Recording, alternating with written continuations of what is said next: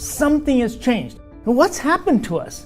We have hormonally changed. Our hormones have changed. Our habits have changed. Our environment has changed. Our food has changed. This is a new paradigm. This is not just about medication. This is about what we've done to ourselves. You may feel awful. You feel terrible. You get headaches. You get chills. You get mental fog, disorientation, sweating, anxiety, poor performance, irritability, and depression. I'm going to show you that some of these symptoms that you are having actually is because there is a subtle, very subtle onset of addiction. It is so insidious, you don't even know it's happening to you. You are addicted to food. Is it the type of food? Is it a component in the food? And are there substances in the food that cause an addiction? Or is it because the food has been converted into a product? There are foods that will addict you. There are components in the food that will addict you. And yes, it's a product. You are consuming products, not food. And because you're consuming a product, you become addicted to it. There's chemicals in it. There's substances in it. The formation of it has changed. The consistency of the food has changed. And hence, it's no longer real food. Why is processed food so bad? Processed foods cause high insulin levels. It causes weight gain. It causes metabolic syndrome, toxicity and inflammation in the body. Intestinal dysbiosis. What does intestinal dysbiosis mean? The bacteria in your intestines, they change as a result of what's getting down there into the stomach and into the intestines. So because your bacteria change, you change. Because you are a symbiotic relationship between your physiology and the physiology of the bacteria. So perhaps they changing. As a result of their changes, can you get addicted? Yes, you can. Are there chemicals released by those bacteria that get released into your bloodstream and can affect your physiology? And the answer is a definite yes. And could addiction cause behavioral disorders? Of course it does. This is so important that in order for me to talk about maintaining your diet and changing your physiology and your biochemistry and your hormones, I got to talk about some addiction because I want to reverse my metabolic syndrome. I want to reverse diabetes. I want to reverse sleep apnea. I want to reduce the risk of cardiovascular disease, degenerative joint disease, dementia, and even some cancers.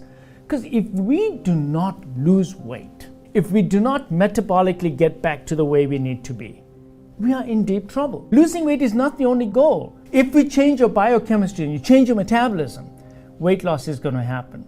Because it's not a weight loss program. You're basically changing your physiology and you're changing your hormones, and weight loss is just a side effect of it. And automatically your weight goes to where it needs to go to. What changed it first was the biochemistry, the hormones, and your entire body's system changes. Then the weight loss happens. How do you define a processed food? This is so important. This is of utmost importance. We should be telling this to all the children who are watching. Processed foods, they are not found in nature. Not found in nature. So anything that's in a packet, a box, manufactured in a factory, that comes ready-made, that's a product. Are you going to continue to consume products? Because if you do, there's a good chance you're going to get addicted. Combination of substances that are not found in nature. For example, combination of fat and sugar. Name me one substance that's in nature that is fat plus sugar. Name one. There's not one substance that occurs in nature with that type of combination. These unnatural combinations cause an unnatural reaction in your body. The more refined the product is, the greater the release all of a sudden. So all flour, in my opinion, all flour should be avoided. Not only is the flour bad for you for this reason, but it stripped off everything, the endosperm. You took out the germ, you took out the outer bran, and you're left with that pure carbohydrate, and then you ground it way, way down. And that's what flour is. Flour is a survival food. It was made so that you extract all these things so that now it can last forever. So now you can put it in a sack and you can get it through winter, and you can actually survive through winter. It's a survival food, but now we use it every day. Every day we're addicted to this, and I'll show you how we're addicted to it. So, flour, chemicals added, salt, sugar, colorings, sweeteners. Sweeteners are addictive too. I'll show you. Sweeteners are addictive. You know people who are taking Diet Cokes and they just, I got off my regular sodas, but now I'm on diet sodas. So how much diet soda do you have? I have about 4 of them a day. I just go through the day with my diet sodas. You're addicted because the same sweeteners, such as sucrose, get to the brain, to the dopamine centers, which will come to you in a second, but they stimulate the same place as sugar does. Processed oils. You all should go and look at some YouTubes on how processed oils are made, such as for any of these vegetable oils. They call them vegetable oils. There's not a single vegetable oil that comes from vegetable. In order to make them, they got to process so many seeds.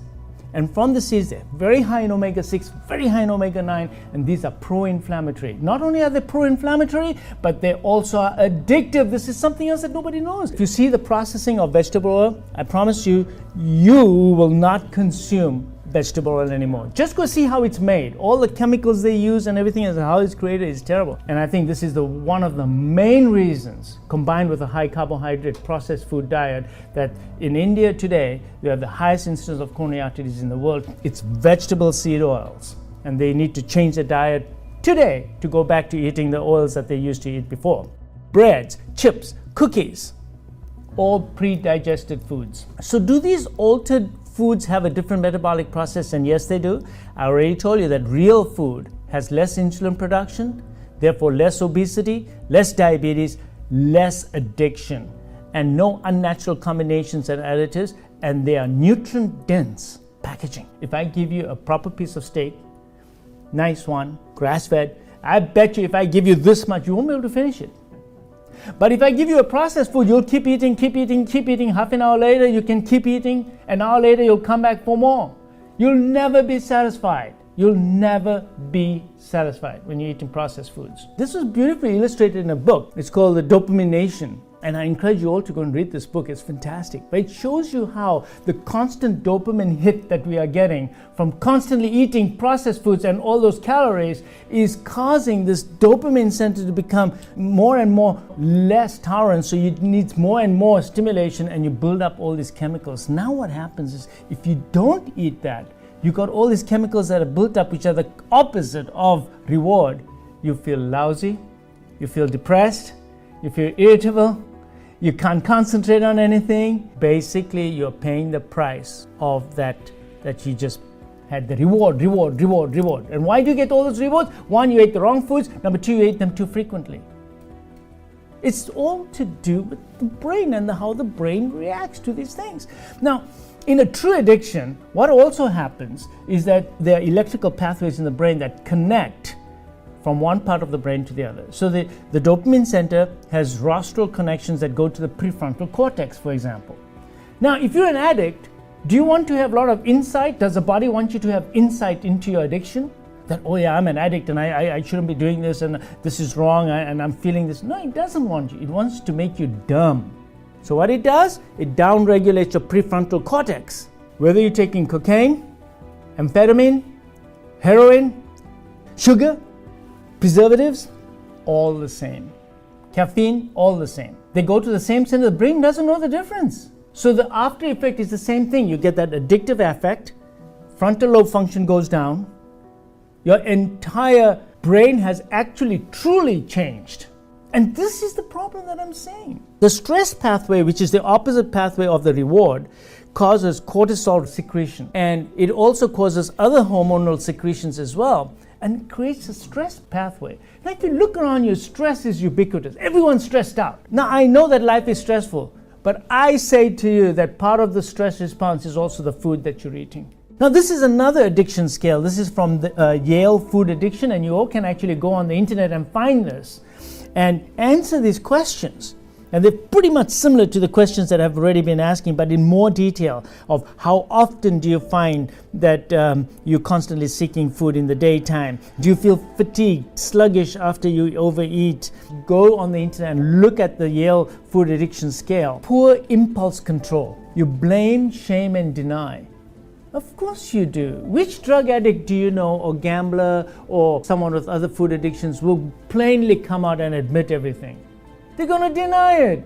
Of course, it's part and parcel of it. Sugar, salt, fats. Bad combination, right? bad combination, unnatural combination. Sugar affects dopamine levels, I already told you that. And what is our diet in the Western world made of but high sugar and high fat? That combination causes addiction because the fats cause addiction and then the sugar causes addiction. Cannabinoid-like fatty acids. Where do they come from? Processed oils. Dairy and cheese. What's wrong with dairy and cheese? That's ice cream, sour cream, cream, cottage cheese, yogurt, and butter. They contain chemicals called casomorphins. They actually addict you. So you crave for the cheese. And how many people do you know who are actually, I have to have my cheese piece every day. I'm addicted to cheese. I love cheese. I can't live without eating cheese. I'm telling you, they're addicted. And that's because of that. These morphine-like molecules are found naturally in milk. Of course it's supposed to be in milk. Why? Because you want your baby to get addicted to you, so when the baby comes, it suckles longer, he's going to get more nutrition. A baby being addicted to milk is normal. We shouldn't be eating milk anyway. But you concentrate all those casomorphins in cheese. Cheese is the concentrate. Wheat, rye, kamut, spelt, barley, corn, bean flour, lentil flour. They're all the same thing. What's the common thing there? It's flour. Don't eat flour. They go to the same parts of the brain as all other drugs go to.